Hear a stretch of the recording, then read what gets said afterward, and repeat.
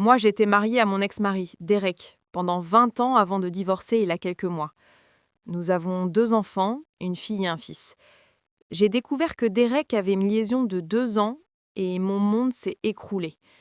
Mais ce qui a fait presque autant mal, c'est de découvrir que ma fille était au courant depuis le début.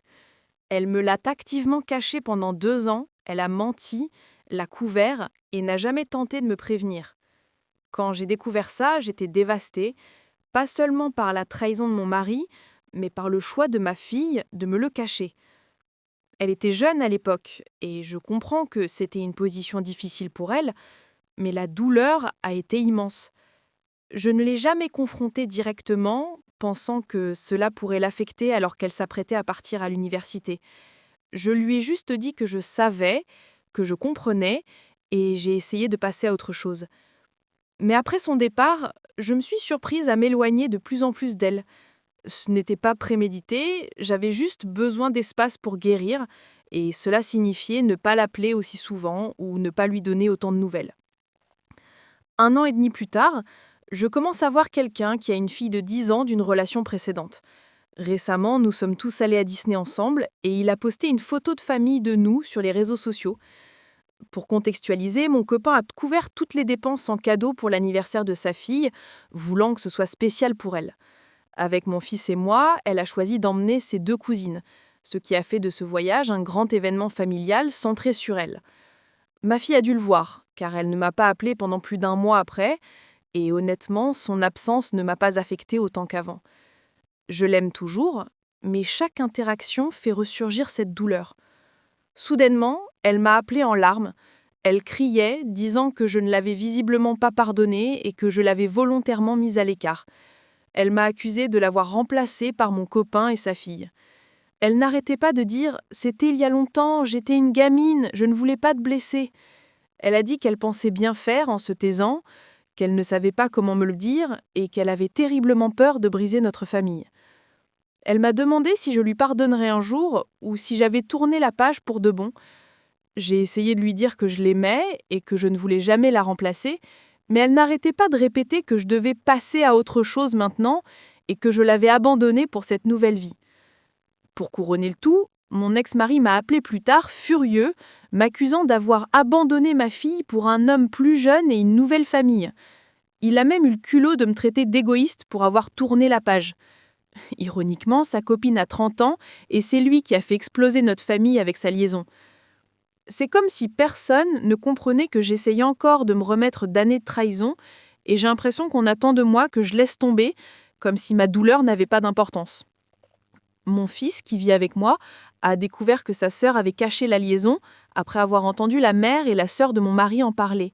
Il a été anéanti et ne lui a pas pardonné non plus, et il se parle à peine depuis. Je ne voulais jamais qu'il le sache, mais j'ai l'impression que toute la famille est divisée maintenant, et je ne sais pas comment arranger les choses.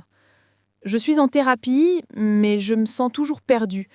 Une part de moi sait qu'elle était jeune et ne savait pas comment gérer ça, mais une autre part de moi sent qu'elle a choisi son camp, le sien, plutôt que le mien. J'aime ma fille, mais chaque fois que nous parlons, cette blessure ressurgit. Je ne sais pas si je faillis comme mère ou si je me protège. J'ai l'impression de m'être déconnectée émotionnellement, et je ne sais pas comment me reconnecter. Tout d'abord, je veux remercier tous ceux qui ont répondu à mon post. J'ai été sincèrement submergée par le nombre de réponses.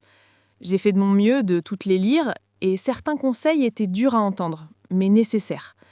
Ça a été beaucoup à digérer, mais un commentaire m'a vraiment marqué. Quelqu'un a mentionné à quel point la vie est fragile et le peu de temps que nous avons réellement avec les personnes que nous aimons. Cela m'a profondément touchée. J'étais consumée par la douleur et la colère que j'avais oublié de réfléchir à ce que je voulais pour ma relation avec ma fille au long terme. Si quelque chose devait arriver demain, serais-je OK avec les choses telles qu'elles sont ? Cette pensée est restée avec moi, et en quelques jours, j'ai décidé de contacter ma fille. Je lui ai dit qu'on voulait parler, pas pour ressasser le passé ou se renvoyer la balle, mais pour trouver comment avancer. Elle est hésitante au début, ce que je comprends totalement.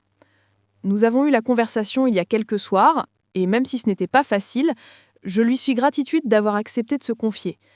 Il y a eu des moments tendus, et je ne vais pas mentir, ce fut dur d'entendre certaines de ses paroles. Mais pour la première fois de longtemps, j'ai eu l'impression que nous abordions enfin ce qui pourrissait entre nous.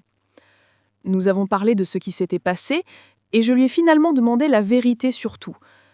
Quand j'ai découvert la liaison de mon père, il m'a dit qu'elle avait toujours été au courant.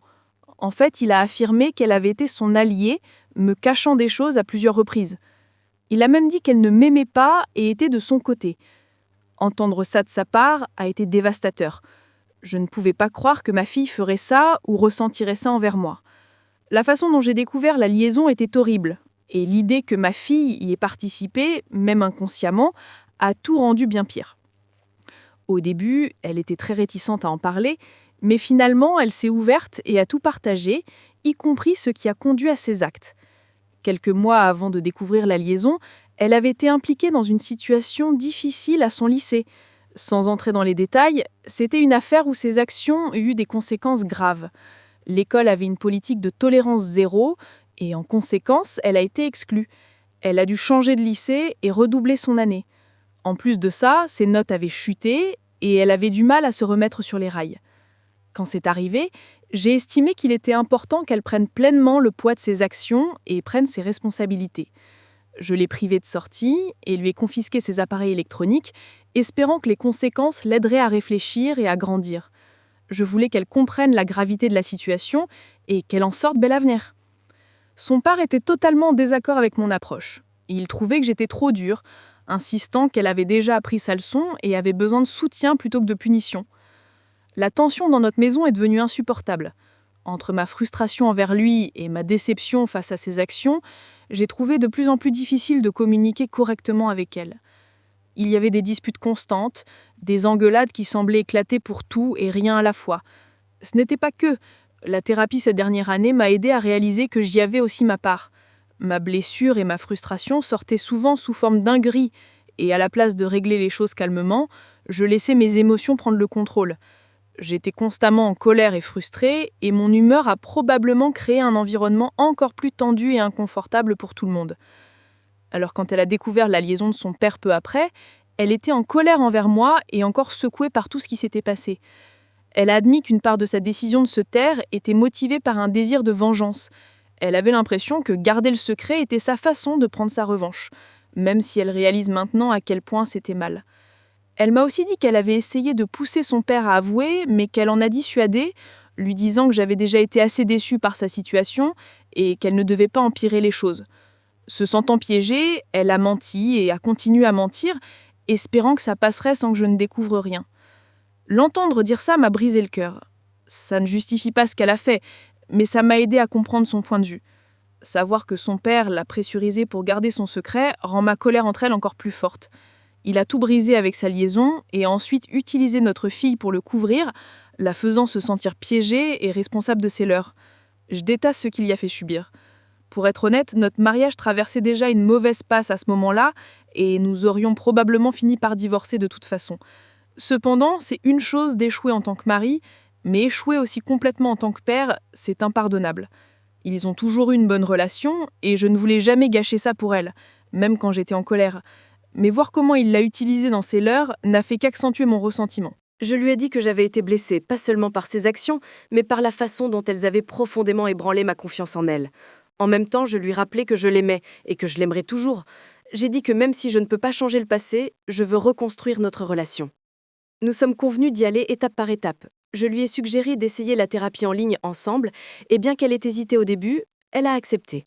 Elle voit déjà un thérapeute seul et n'était pas sûre de se confier en séance commune, mais je pense qu'elle a finalement réalisé à quel point je veux que ça marche. J'ai aussi parlé de son frère. Ils n'ont jamais été très proches, il a toujours été plutôt réservé, indépendant, tandis qu'elle est plus extravertie et émotive. Il y a eu des tensions entre eux dans le passé, et depuis qu'il a surpris ce qui s'était passé avec elle cachant la liaison, ils se parlent à peine. J'ai essayé de lui parler de lui donner une autre chance, même quand je n'étais pas en bon terme avec elle. Je veux vraiment qu'ils aient une bonne relation, mais je ne veux pas non plus le pousser trop. C'est sa propre personne et je ne veux pas qu'il ait l'impression que je veux le forcer à faire quelque chose pour lequel il n'est pas prêt ou qu'il ne veut pas faire.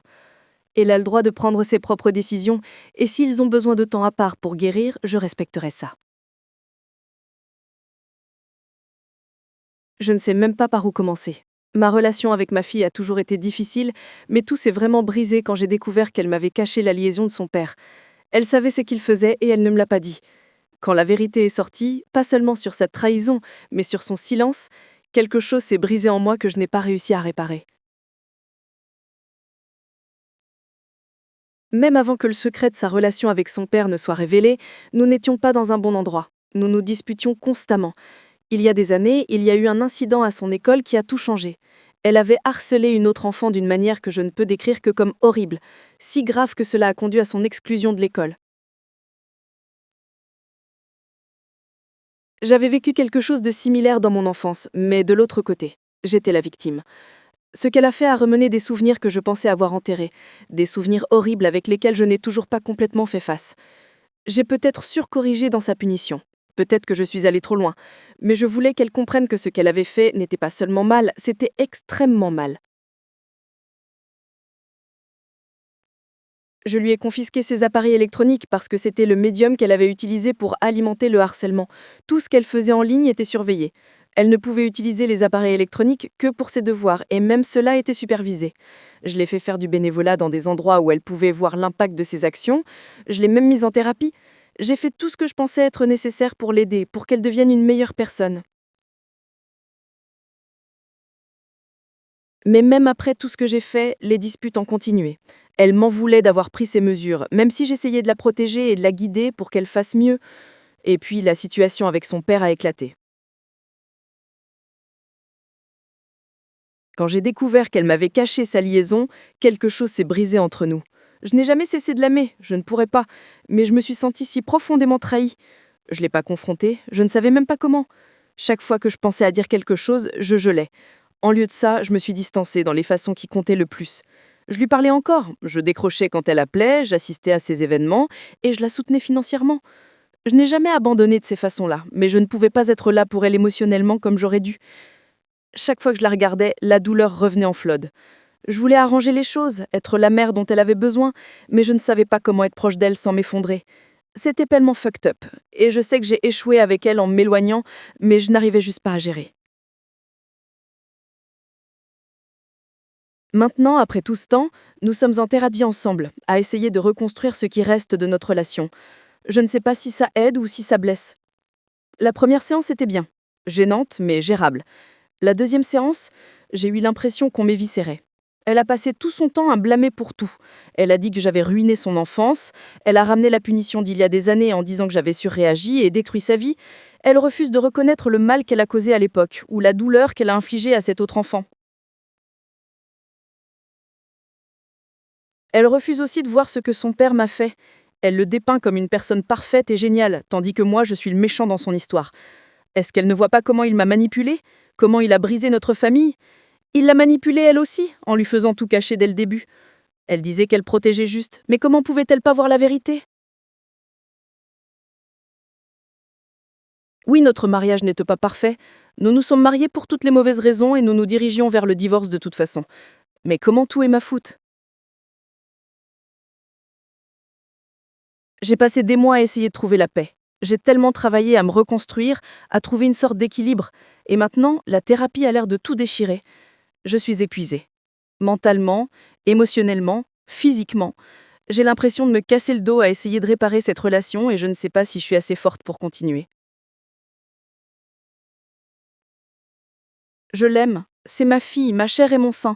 Je ne cesserai jamais de l'aimer, mais j'ai l'impression que peu importe ce que je fasse, ce n'est jamais assez. Pourquoi ça ne marche pas? Pourquoi est-ce que je n'arrive pas à arranger les choses?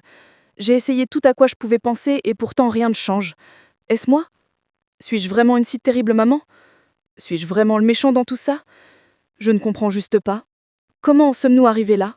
J'ai passé tant d'années à essayer d'être la meilleure mère possible, à essayer de la protéger, de l'aider à grandir, mais chaque pas que je fais semble empirer les choses.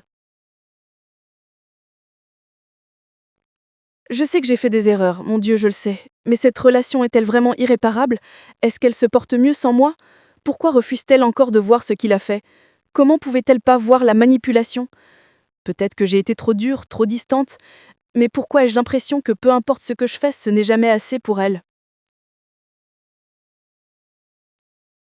J'ai tout donné, mais c'est comme si rien n'avait d'importance pour elle. Je me sens juste si perdue. Peut-être que je ne suis pas faite pour ça. Peut-être que j'ai tout ruiné. Peut-être que je suis la cause de toute cette douleur. Elle me voit comme l'ennemi et c'est peut-être tout ce que je suis pour elle maintenant. Un rappel constant de tout ce qu'elle déteste. Je craque. Je suis si fucking brisée et je ne sais plus comment arranger ça. Je ne sais même pas où aller à partir d'ici. Est-ce que je suis supposée de continuer à me battre? Continuer à donner? Ou est-ce que je devrais juste lâcher prise? Je suis si fatiguée. Si fucking fatiguée. J'arrive pas à respirer à travers ça. C'est suffocant. Ma fille a décidé d'arrêter la thérapie. Elle a dit que ça n'aidait pas et j'ai vu qu'elle n'avait plus vraiment envie d'y être là. Je n'ai pas lutté. On ne peut pas forcer quelqu'un à guérir et essayer de le faire n'a fait que nous éloigner davantage. Nous sommes toujours en contact, mais c'est superficiel maintenant. Et dans un certain sens, c'est mieux. Il y a moins de tensions, moins de disputes. J'ai réalisé qu'on ne peut vraiment pas guérir avec quelqu'un qui refuse de prendre ses responsabilités. Nous sommes toutes les deux toujours en thérapie individuelle, cependant, donc c'est déjà ça. Peut-être qu'un jour nous nous retrouverons à mi-chemin. Ou peut-être pas. J'en suis venue à accepter que les choses ne guériront peut-être jamais complètement entre nous. Ça fait encore mal, mais je peux vivre avec. Ma porte lui est toujours ouverte, elle le sait. Sur une note plus positive, mon copain et moi prévoyons d'emménager ensemble et ça semble être la prochaine étape logique. Nous sommes tous les deux enthousiastes. Et mon fils a été accepté dans une université géniale. Je suis incroyablement fière de lui. Il a tellement travaillé et de le voir faire ça est un des moments les plus fiers de ma vie.